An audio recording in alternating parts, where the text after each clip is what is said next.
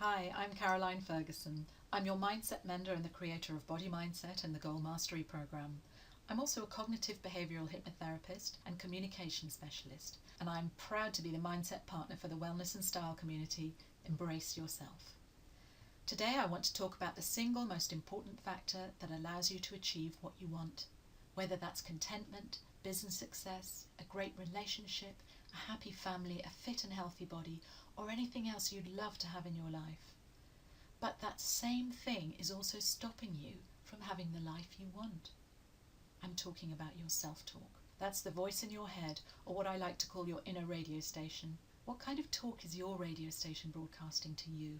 Self-talk is automatic. You don't have to consciously generate those thoughts. It happens by itself. In fact, it's almost impossible to stop thinking. Let's try a small experiment. For the next 30 seconds, just close your eyes and try to empty your head. Don't think any thoughts at all. Start doing that now during this 30-second silence.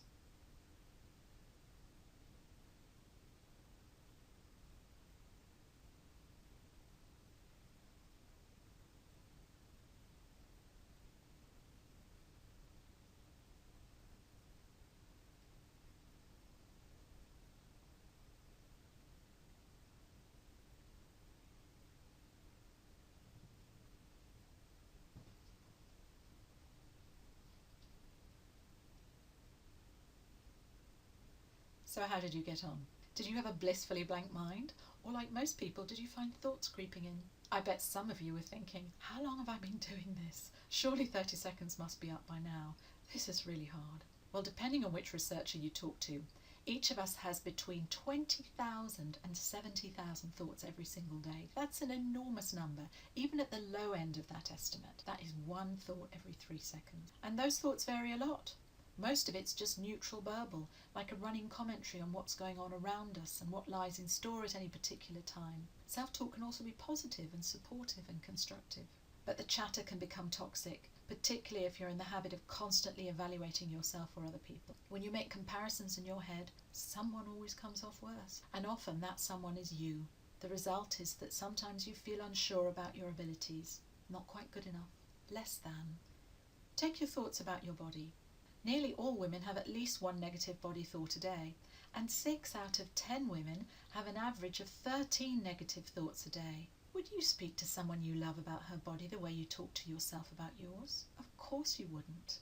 If anyone else were doing this to us, we'd call it bullying, and that's really what it is.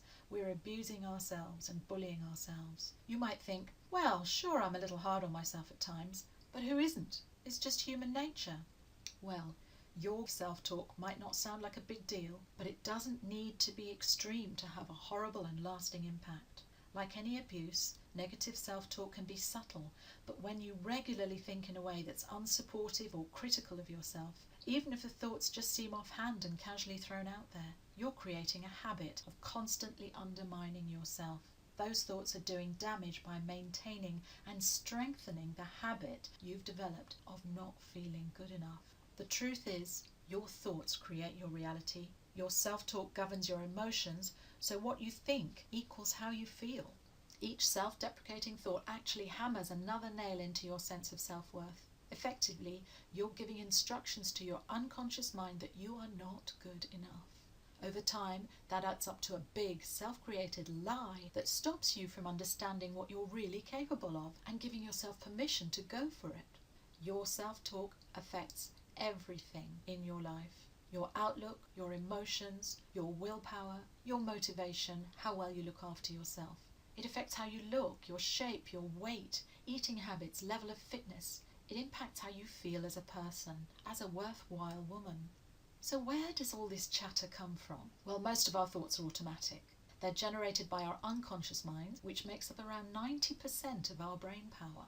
Self-talk feels like the truth, but in reality it's made up of observations and inferences and assumptions that we've picked up from other people and the world around us over a lifetime. The fact is, not all of those voices in your head are even yours. They're interlopers lodging in your head without paying rent. How often when you're not doing so well do you hear the voice of one of your parents or a teacher or maybe someone you felt inadequate around, looking down on you, belittling you, criticizing you for not being good enough? But those people aren't creating those thoughts for you. You are. You're the one that is hanging on to that chatter. Wouldn't it be amazing if your self-talk was based on unconditional acceptance of yourself and others? If the daily flow of burble supported you in your efforts to change rather than sabotaging you? If your self-talk made you more resilient when it's all kicking off? If it didn't constantly niggle away that you aren't quite making the grade? Just imagine if the voice in your head was your own permanent best friend, therapist, coach and fan club all rolled into one. It's a beguiling thought, isn't it, to feel good enough pretty much all of the time, to know that you can achieve what you set out to because there's no treacherous chatter telling you that you're just a little bit too old or a little bit too fat or not attractive enough or smart or special or deserving or anything enough. Wouldn't it be great?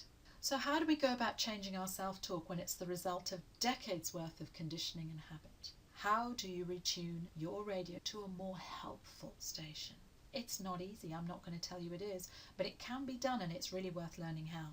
I'm going to run through a 4-point plan for how you can change your self-talk to serve you better. And as I mentioned, the voice in your head mostly comes from your subconscious mind, which is where your longer term memories, emotions, and the mechanisms that keep your body running are stored and processed. And because it's unconscious, it's automatic. And to change it, you first have to bring your thoughts into conscious awareness. And you do this by listening in. Deliberately tuning into the voice in your head and becoming aware of your stream of thoughts. To start with, just observe your self-talk without trying to change it. Don't engage with the non-stop stream of thoughts. Just get used to observing them as if you were watching the carriages of the world's longest train passing by, with each carriage containing a thought, or an endless parade of camels passing in front of you. Observe, but don't get involved. This doesn't come easily, but if you practice tuning in several times a day, just checking your thoughts, you'll get the hang of it. Now pay attention not just to what the voice in your head is saying, but how it's saying it. What kind of language and tone of voice is it using? Is the voice supportive? Is it realistic about your abilities? Or is it critical and judgmental? Or subtly undermining? Look out for patterns and especially take note when you're facing a situation that is difficult, or you're failing, or you're trying something new and challenging. Now we come to number 2 in your 4-point plan for changing your self-talk. Now that you know how to make your thoughts conscious by tuning in, you want to challenge your negative and unhelpful thoughts. You want to reject the negative chatter and choose healthier, more constructive thoughts instead. When you become conscious of what you're thinking, it's no longer an automatic process. That shift into awareness gives you a choice. You can accept that thought, or you can reject it and choose a different one. When you have negative thoughts, tell your mind that they're just thoughts. They are not real. Challenge them, question their truth and their logic and their helpfulness. By the simple act of tuning into your inner radio station, you also interrupt the flow of thoughts. So for example, if your habit when you're stressed is to automatically reach for chocolate or a glass of wine, by becoming conscious of your self-talk at these times, you interrupt that thought pattern, and now you have a choice as to whether to eat that biscuit and face the guilt consequences or not. How do you want your inner voice to talk to you? Ideally, you want it to sound like the best friend you could possibly have. Compassionate, supportive, accepting, realistic, accountable. What you want to be doing is repeatedly and consistently and vigorously thinking in a healthy and supportive way. This creates new, strong and helpful thinking habits in your brain, which are also called neural pathways. Choose to focus on the positive and practical aspects of any situation. If you find it hard to do that when things aren't going well, a great way to be positive is to ask yourself solution-focused questions. So instead of thinking, why does this stuff always happen to me? Ask yourself things like, what can I learn from this situation? What have I experienced in the past that could provide me with an answer to this problem? That way you're focused on finding a solution rather than drowning in the problem. And a great tip to engage your emotions when you're practicing healthy self-talk is really tap into what you want to feel and then visualize yourself strongly feeling that emotion while you change your thoughts. It might feel bizarre at first, having a forceful and emotional dialogue with yourself, but this is absolutely proven to be the quickest way to embed a healthy new thinking habit in your mind. Link it to emotion. Now we move on to something a little more advanced. My 3rd point in the 4-point plan for changing your self-talk is unbelievably powerful. Many hugely successful people instinctively do this. So point 3 is, consciously tell your mind what to do. The way our brains work is that our conscious mind issues instructions and the unconscious mind follows instructions. I'm going to say that again. Your conscious mind issues instructions and your unconscious mind follows them. So I want you to consciously tell yourself what you want to achieve and what outcome you're looking for, which in this case is healthy and supportive self-talk. Issue this instruction repeatedly and consistently with force and energy and emotion, and then watch what happens. Your unconscious mind will do everything in its power to obey. Your thoughts will change. You'll get the urge to do things differently. You'll feel different. The key is to pair these commands with action that takes you towards your goal and positive emotions like excitement. This sends a strong message to your unconscious mind that you want to form a healthy new habit. When you learn how to command your own mind like this and how to send it looking for solutions, so much can change, not least your self-worth, your creativity, your resilience, and your mindset. And that's a major life change for free right there. You can tell yourself what to do in various ways.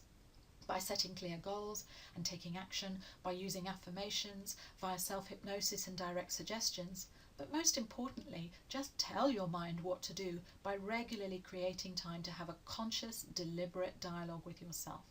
And one of the things you're going to say to yourself in this dialogue, often and vigorously, is very simple. I am good enough. I am good enough. The last point in your 4-point plan to change your self-talk is stay focused on the present. Depression is often a result of dwelling on the past, while anxiety is a fear about what lies ahead.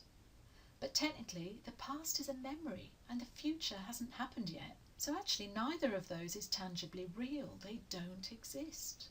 All too often we forget about now. All we have is right now. That tiny space between the past and the future is where we spend our whole lives.